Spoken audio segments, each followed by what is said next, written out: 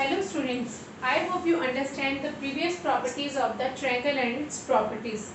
That is, the properties we have already done, exterior angle property and the angle sum property, and the question based upon those properties.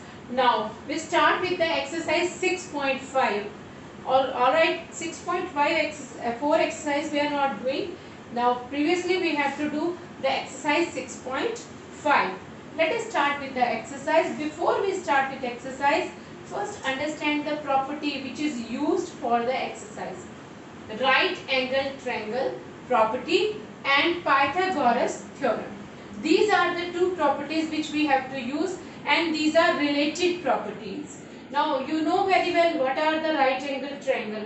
In a right angle triangle, one angle is 90 degree for a triangle ABC, in which A, B, C are three vertex, and we have three angles, angle A, angle B and angle C. Out of these three angles, one angle is always 90 degree. Then only we can say that this triangle is a right angled triangle. Alright, now understand about the sides. Now the longest side of this triangle is hypotenuse. We can mark this as H. Alright, and the side which make the 90-degree angle gives the length of the triangle is the perpendicular. This is the perpendicular of the right angle triangle, and this is the base with which the 90-degree angle is made. Now so the 90-degree angle we can form for the right angle triangle between base and the perpendicular.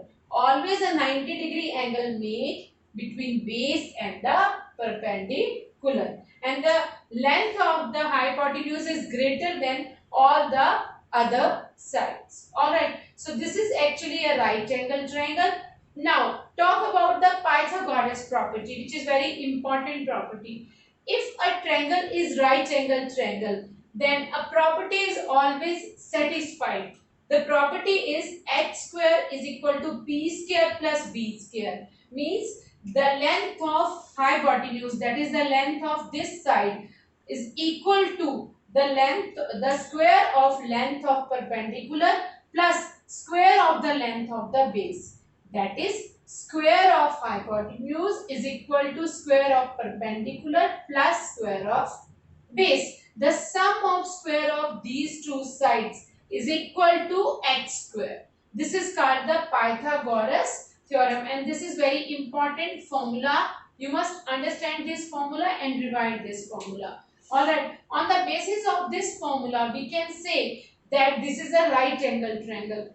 If in any triangle sides are given to you, and you can use this property, and this property is satisfied for the given triangle, that is the longest side square is equal to other two side square sum, then we can say that triangle is a right angle triangle. Alright, or if the triangle is a right angle, then this property is always satisfied.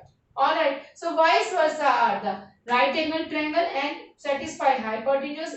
This is Pythagoras property, and Pythagoras property satisfy the right angle triangle. Alright, so on the basis of this property, let us start with the exercise 6.5. First question. PQR is a triangle. In a triangle, we have three vertex PQR.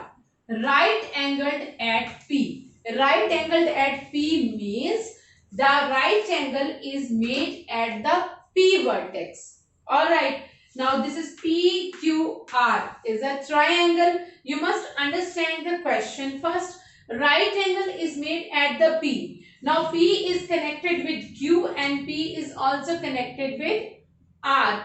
Now if PQ is 10 centimeter, PQ, that is base, is 10 centimeter and PR is 24 centimeter. Generally the smallest side we have taken as base, that is the 10 centimeter. Now you find QR. What is QR?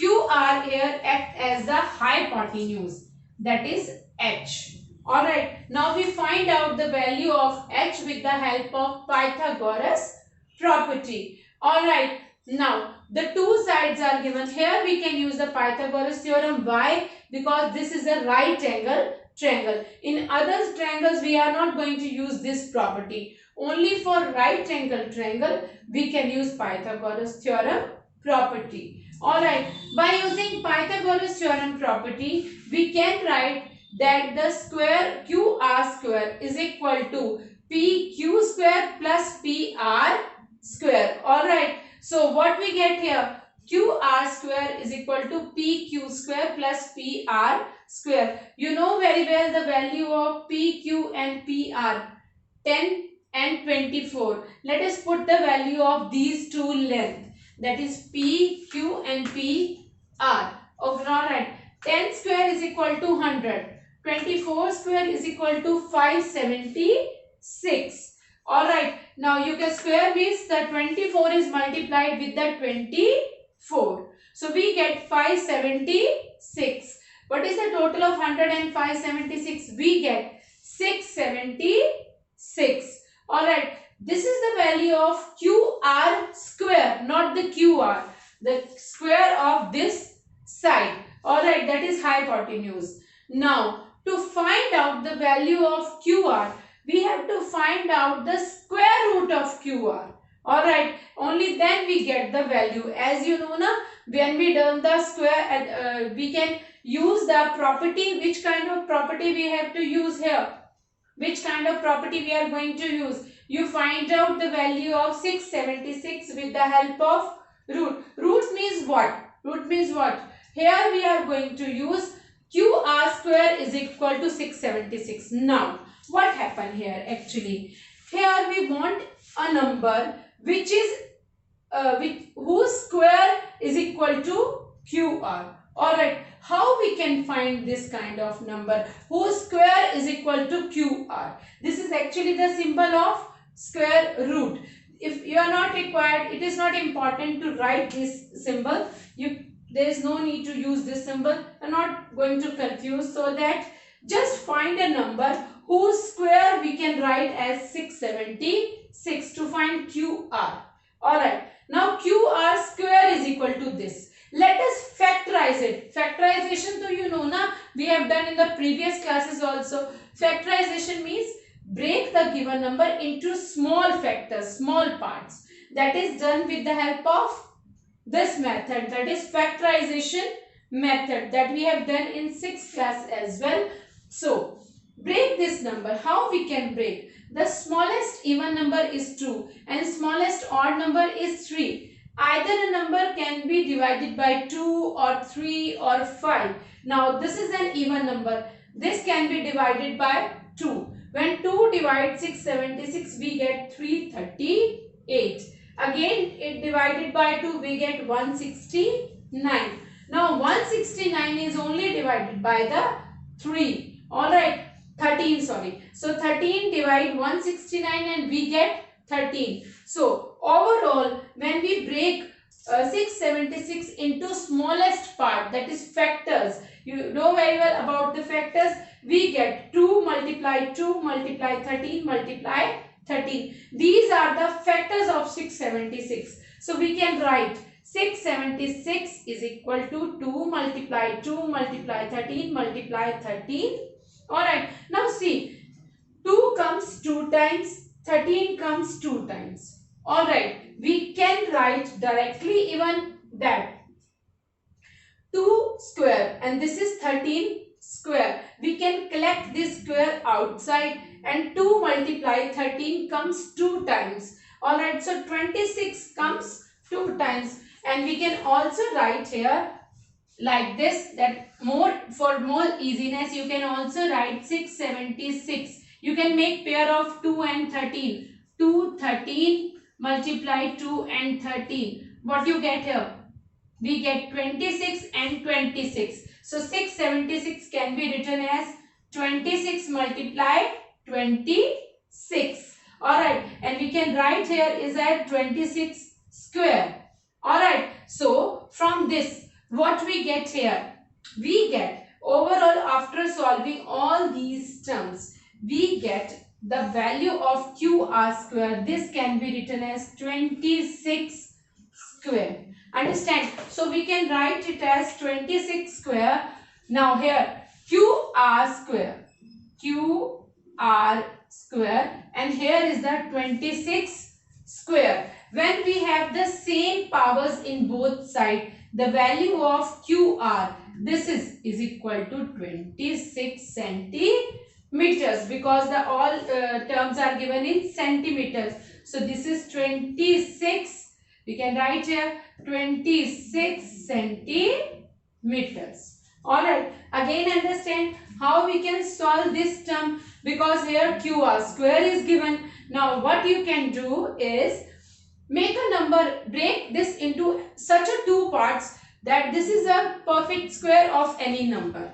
Alright, only then we can find out the value. Now this is the 26 square. This is the value of 26 multiplied with 26. We can find by the factorization. So QR is equal to 26. This is the method how we can find out the value of the third side by right angle triangle and by Pythagoras property. Let us understand with one more example. I have selected for you question number 4. Alright, now is 2.5 centimeter, 6.5 centimeter, 6 centimeter can be sides of right angle triangle? Isn't it? You have to prove that these are the three sides of the triangle. Alright, it is given. Now, these sides are of right angle triangle or any other triangle. If we want to prove that these are the sides of right angle triangle, what we have to prove? We can prove this only by the Pythagoras property. Now, in property, one thing is clear to you, that the longest side square is equal to sum of another two sides. Square of sum of another two sides. So, for this purpose, basically, we want square of all the terms, first of all. So, for finding squares of these sides, first we find square of these sides. Then find using Pythagoras satisfy or not satisfy. The square of 2.5, that is 2.5 multiplied with 2.5, we get 6.25. Next, 6.5 multiplied with 6.5, 42.25. Then 6 square is equal to 36. First of all, do the square of all the terms. After squaring all the terms, after doing this process, squaring means 2.5 multiplied with 2.5. The square means, suppose p square we write, p multiply p. That is the meaning of the square. Alright, so if you see this, that if you observe these lengths, then we observe that the longest length is the 6.5. Its square is equal to sum of other two terms, square of sum of other two terms. These two sides are equal now. These are the sum of square of other two sides, and this is hypotenuse square. So we can write 6.5 square is equal to 2.5 square plus 6 square. Yes, Pythagoras theorem satisfied. So these are the sides of the right angled triangle. Alright, why Pythagoras is satisfied? Because using this one, that the square of one side is equal to sum of squares of other sides. So we can say Pythagoras theorem satisfied. Only then we can say that these are the sides of right angle triangle. Understand? So by using these property we can prove right angle triangle. By using right angle triangle we can use this property. I hope you understand few terms of this property. We do further more question of this exercise. Alright, in next video.